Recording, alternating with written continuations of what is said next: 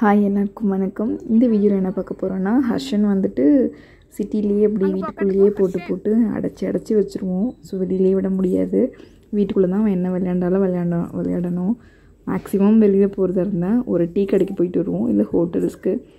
அப்படியும் விட்டோன்னா எப்போயாவது weekly once இல்லை மந்த்லி ஒன்ஸ் அந்த மாதிரி தான் பார்க்குக்கும் கூட்டிகிட்டு போக முடியும். ஸோ வீட்டுக்குள்ளேயே தான் வச்சுருப்போம். ரொம்ப அவனுக்கு பயங்கர கடுப்பாக இருக்கும். மேக்ஸிமம் ஃபோன் கேட்டு அழுதுகிட்டே இருப்பான். பட் இங்கே நேட்டிவ் வந்ததுக்கப்புறமா இங்கே பாருங்கள் எவ்வளோ ஹாப்பியாக இருக்கான் அந்த நேச்சர் பார்த்துட்டு அவன். ஸோ அங்கேருந்து வரவே மாட்டேன்னு சொல்லி ஒரே அழுகு அங்கேயே தான் உட்காந்துட்டு இருந்தான்.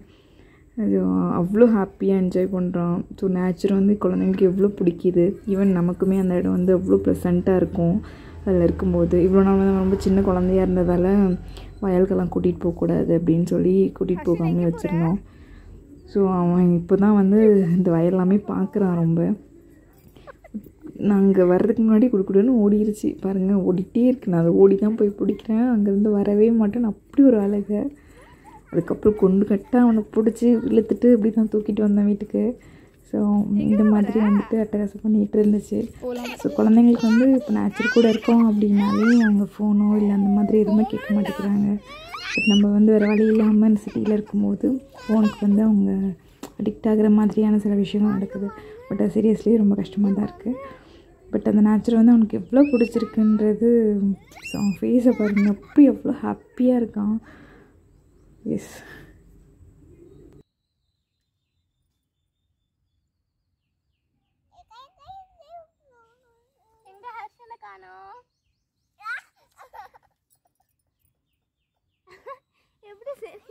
என்னடா இருக்காங்க இங்க உட்காந்து கூட நானே பாதி தெரியும். படுத்துக்கிட்டு தெரியாது போல இருக்கிற ஆளே சிரிக்கிறான்.